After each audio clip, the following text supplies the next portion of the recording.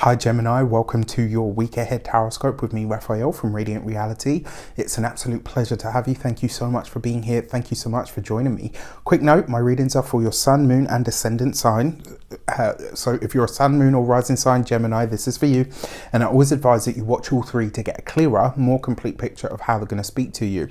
With that said, remember they are general reads. Not everything's going to resonate with everybody, and that is just fine. You should always use your own discernment. Before we start, as always, I would like to bless my deck of cards with all forms of love, light, peace, prosperity and abundance. And I pray that the messages that come through are ultimately clear and concise, and they help you on your path to your highest vibrational good.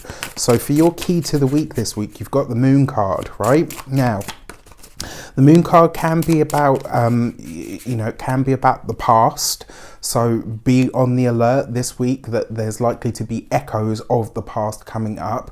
This could be as well, like something that I will say to you with this card, it's very often a shadow or an echo of something, not the thing itself, right? Just like the moon itself, right? It's an echo of the light of the sun. It's not the light of the sun, right? And you know, I love Luna anyway. I'm biased, but whatever. That being said, this card very often shows up when something around us is nebulous, right? This is a week where you really are going to have to practice some form of discernment.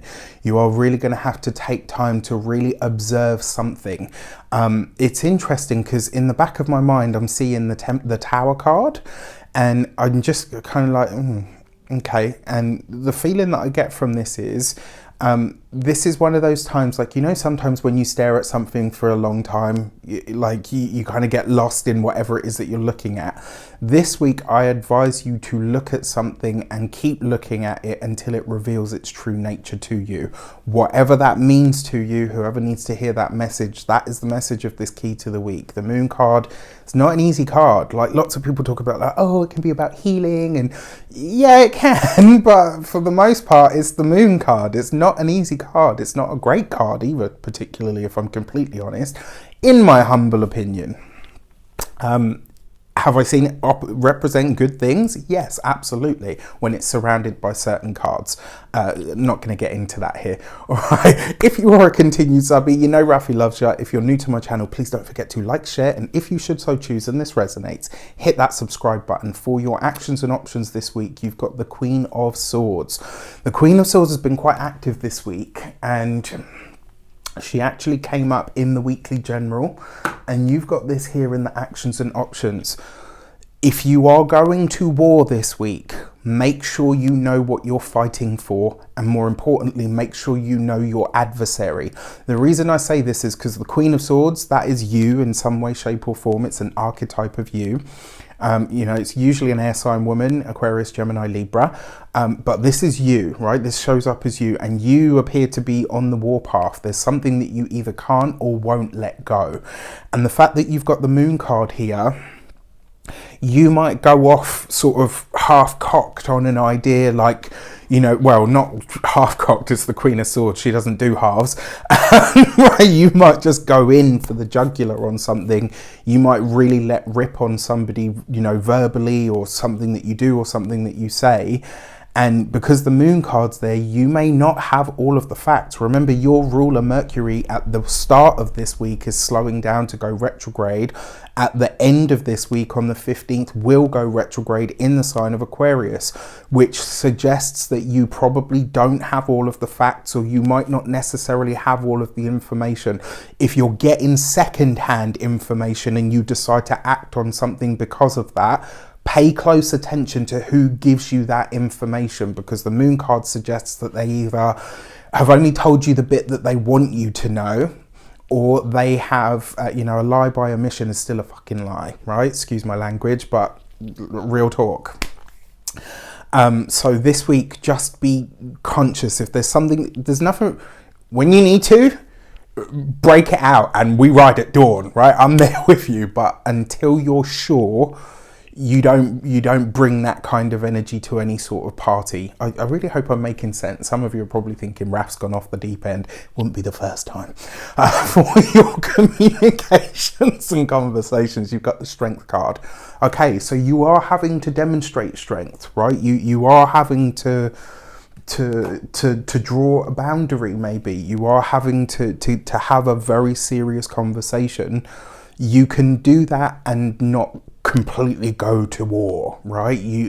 Somehow this week you're going to have to find a way, or the strength or the courage, to tone down what your usual level of retaliation would be and navigate whatever it is that's taking place at the moment, and have the courage and the strength to maybe look at yourself and say, is the reaction that I'm having right now so up here because this echoes a situation that I've been through before? There's a lot of this stuff hanging around at the moment. Venus retrograde in the sign of Capricorn, partnerships, relationships, all manner of connections coming up, echoes, shadows from the past. It's all there for all of us, just in different ways.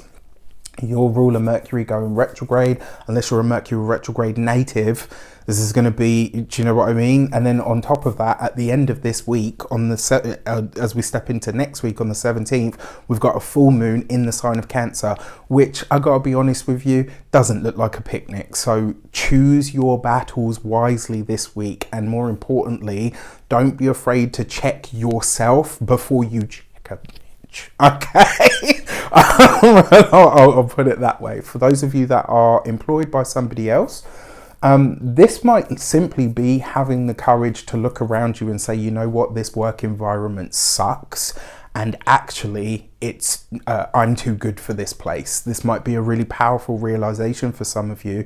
For those of you that are business owners or people that work for themselves in any capacity, this may very well be someone either using your name, maybe somebody trying to curry favor because they know you, or do you know what I mean, like a name drop and all of that stuff. That's going to bite them in the butt. And this is one of the reasons I say to you, you might not necessarily have to do this. If you have to do it, you have to do it, right? Protect your business, defend your own. But just hang back for a minute, all right? Observe, because this person may fall on their own sword before you need to raise or draw yours. When it comes to your those of you that are retired or no longer working for any reason, one of the ways that this could show up for you is you really now starting to get a much clearer sense of your own inner senses. And because it's the Strength card, this might be, and the Moon card is involved as well, this might be the coming out of dormancy of gifts that you had suppressed because of your family ties, or because your partner wasn't interested, or whatever. Like for some of you, this could be a reawakening of a gift of some sort that starts to happen now. And now is the time really to find tribe, find people that you can talk to about this stuff, because it's kind of coming whether you like it or not. For your love and relations, you've got the Hanged Man. Sorry, excuse the face. That's my face. If you ever see that face, I'm not impressed. I gotta say, I don't like this. The Hanged Man has many beautiful associations. Even the Moon has some of its own. But this here, especially underneath the Queen of Swords, I almost want to say to you, if you're going to fight a battle on somebody else's behalf, be sure you've got the full story, all right? This could also be a time where, for those of you that are partnered, married, or in long-term commitments, maybe you're having to pull the partner up and say, listen, I feel like you're taking me for a ride. I feel like I'm being taken advantage of. I feel like I'm giving more than I'm actually getting in this connection.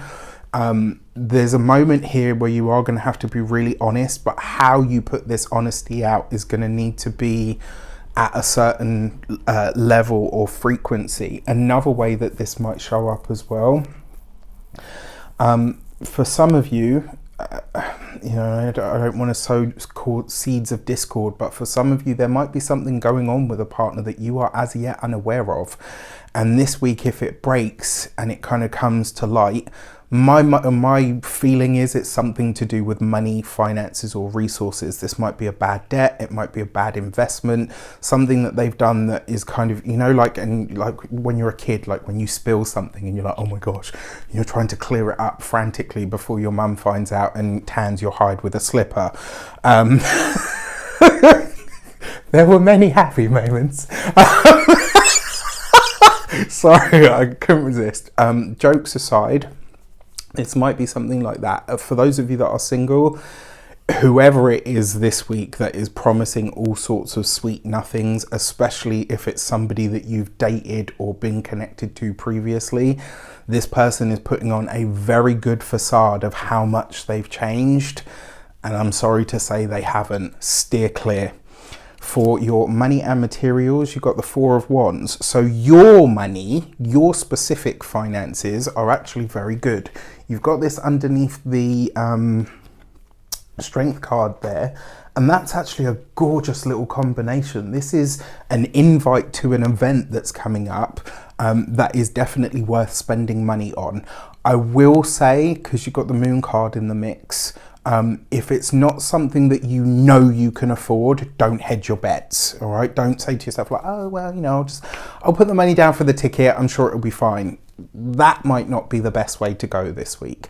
All right, when it comes to your physical health and vitality, this is going to be your noggin, your head, your brain, you know, all of that sort of general area of the head. And it might just be this week that if you are feeling any strain or anything, it's because your mind is working overtime. Like, that's not unusual for a Gemini, but this week it might really, you know, like there might be a lot of processing going on. Excuse me. And then when it comes to your, I mean, for some of you, there's a really nice invite here, probably that coincides with or around the full moon. Just be conscious that not everybody's going to be at their best, all right? And then when it comes to your home and environment, the Four of Wands is lovely for home. Home is sanctuary this week more than ever. Let that be okay. And then obviously the full moon that's going to take place in next week, which I'll talk about more then, is going to be in your, you know, depending on your chart, you know, mostly for the ascendant, but to a lesser degree the sun and the moon. This is going to be in your second house of money, finances, resources. So this could be great. All right. With that said, I wish you an abundance of all of that good stuff. Have a fantastic week. Let me know in the comments how it shapes up. Take care, and I'll see you soon.